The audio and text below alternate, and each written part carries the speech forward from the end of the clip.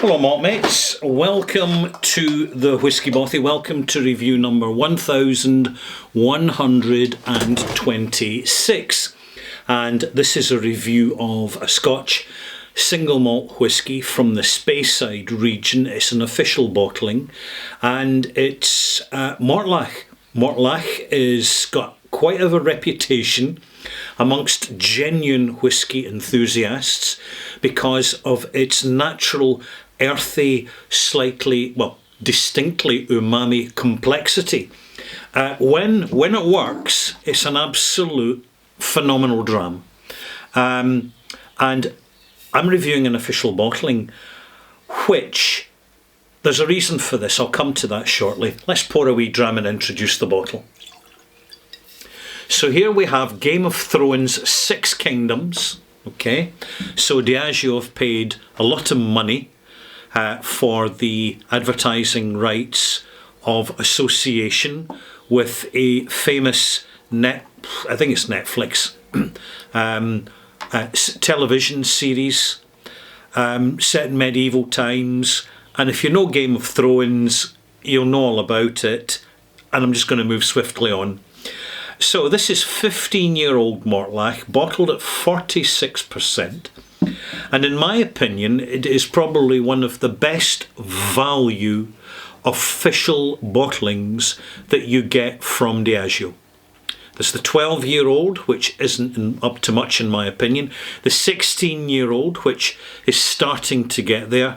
And then after that, it gets horrendously expensive. So I'm not even going to mention them. So this is the one that, if you're looking out for something, Mortlach, this is what I recommend. Particularly when you've got a number of options from the independent bottlers and you're looking for an official bottling point of reference. And this is something I'll come back to in my next review, the extras 1126 extras, in which I'll just be kind of doing bottler comparison. So what have we got going on here? First of all, I'll comment on the colour. I think there's caramel in that. You see when I turn the bottle at a certain angle, you get that slight orange glow there. So I'm going to consider there's caramel in this. And also that it's chill filtered. And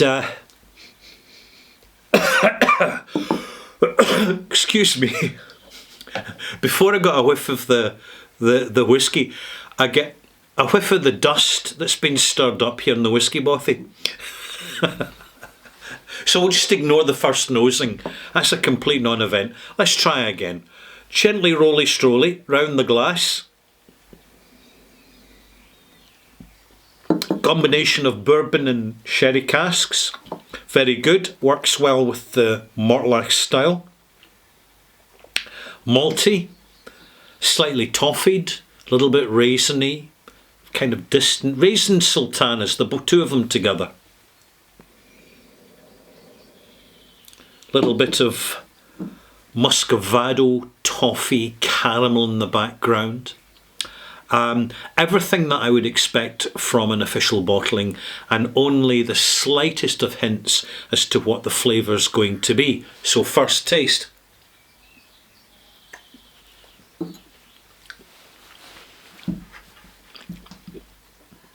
Not that impressive to start with, but then it starts to kind of take shape and liven up in the development. So you've got this malty toffee caramel note, which then suddenly becomes aromatic, sweet, savoury and slightly sour. The sensation ranges have been suppressed in the palate, and this is usually a sign of the use of generic grain for high yield results and also chill filtration. So there you have it. I'm going to add a drop of water now. I'm not going to spend much more time introducing this. It's a very stock experience that you get from the Diageo range. Just short of 4 millilitres of water, and The reason I've put the water in is just simply to activate the malt, to chase out the signature, the energy, the separation of flavours, the dynamics of the whisky, which certainly don't exist in its neat form. If you were to leave the glass sitting for 15 to 20 minutes, sure, you'd get some progress in the development, but just putting in a wee tiny splash of water certainly chases things along. One of the other reasons I'm reviewing this for you is that it's part of a series of more widely available bottlings, because if I was going to be selfish in this channel, I really wouldn't spend much time with official bottlings at all, because my palate's really moved on over the decades. I'd really just be focusing on higher strength independent bottlings, because that's where the real zeitgeist is in whisky at the moment, and a few of the smaller independent distilleries. But I'm very much aware that I'm accessible to a global audience, and therefore I do recognise my responsibility to buy, because I buy what I review, whiskies that I wouldn't normally consider, simply because I know they're available to you outside of the UK and outside of Europe, and they're more accessible for you to get your hands on should you be interested. So I'm doing this review so you can get your bearings as to what to expect if you choose to buy a bottle. Cheers. So I've given it a few minutes. On the nose, softened, a little bit more barley sugar, distinctively more barley sugar.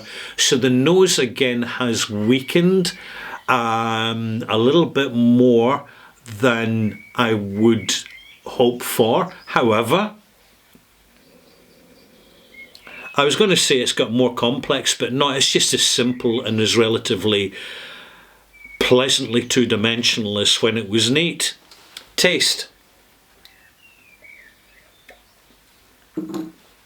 Now we're getting somewhere. Arrival, a lot more spicy, a lot more woodsy, bitter wood, sour wood. The bitterness and sourness from the wood is complementing the understated and under-delivered bitterness and sourness, which is a key part of Mortlagh's signature. It's a highly distinctive single malt. There's nothing out there like it. In terms of character, it's right up there with what Lagavulin used to be, and what Springbank actually is. And I'm not trying to be prejudiced in any way against big companies, but they just seem to have a compulsive disorder in sanitising their brands to generate mass appeal, and they see themselves as just catering for everybody and anybody, anywhere, all the time, whatever, rather than catering for people who know about whisky. And I'm not going to judge them for that. You know, it's their business, it's their decisions, end of. But it influences what I buy. I've been expecting it, and it's been delivered in the palate. It's perfectly competent. It's one of the better versions of Mortlach. I recommend you avoid the 12-year-old, because it's just, frankly, in my experience, it's just disappointing. It's what it is. It's a really poor introduction to what Mortlach is capable of. A 16-year-old, you're paying a whacking premium, but at least you're starting to get Mortlach as it should be. Here, the special bottling, which has been around for quite a number of years now, because it's not selling particularly well, in my opinion,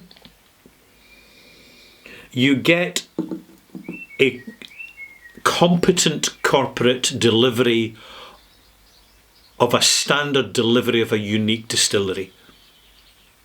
I hope that makes sense to you. I hope that it kind of just gives you your bearings, your points of reference, your grid numbers, so as you can locate it on the map of where it is in the whisky sphere. Let's have another nose and taste at this. Nose still suppressed, a bit more citrusy, barley citrus, honey, The adding water has not helped the nose at all, it's diminished it, but on the palate, adding water has certainly brought more dynamism. So we're getting sweet, almost white, peppery ginger appearing. The arrival and the development are where the main event is. The finish is lackluster, slight and tannic from the caramel, in my opinion. I know it's controversial. Does caramel affect whiskey? There's only one way to find out. Truly, you get plenty of opinion from all sides, and that's to find out for yourself. Sure, listen to what a few people have to say, but please make up your own mind. It's your palate, your journey, and most importantly of all, it's your budget, it's your money you've paid tax on, and every time you buy a bottle of this bad boy, you'll be paying even more tax as you do with every single bottle of commercial whiskey. And so choose wisely. One more taste before the malt mark, just to give it a shouting chance here.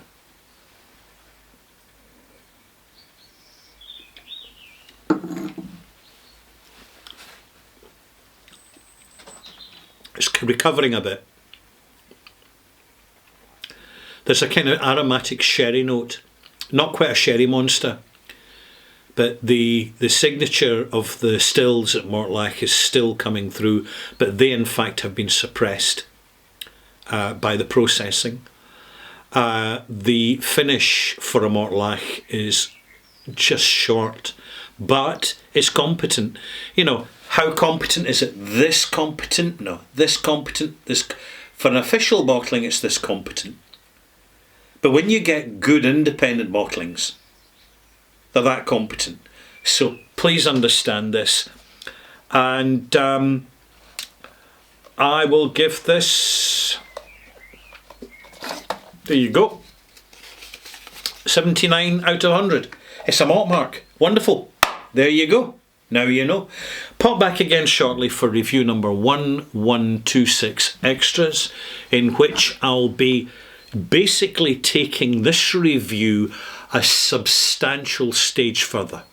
That's what I'll be doing. No spoilers, no more information.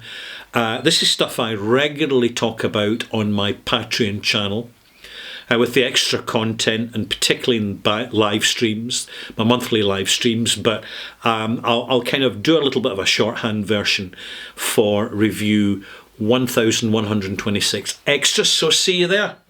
See you soon. Bye-bye.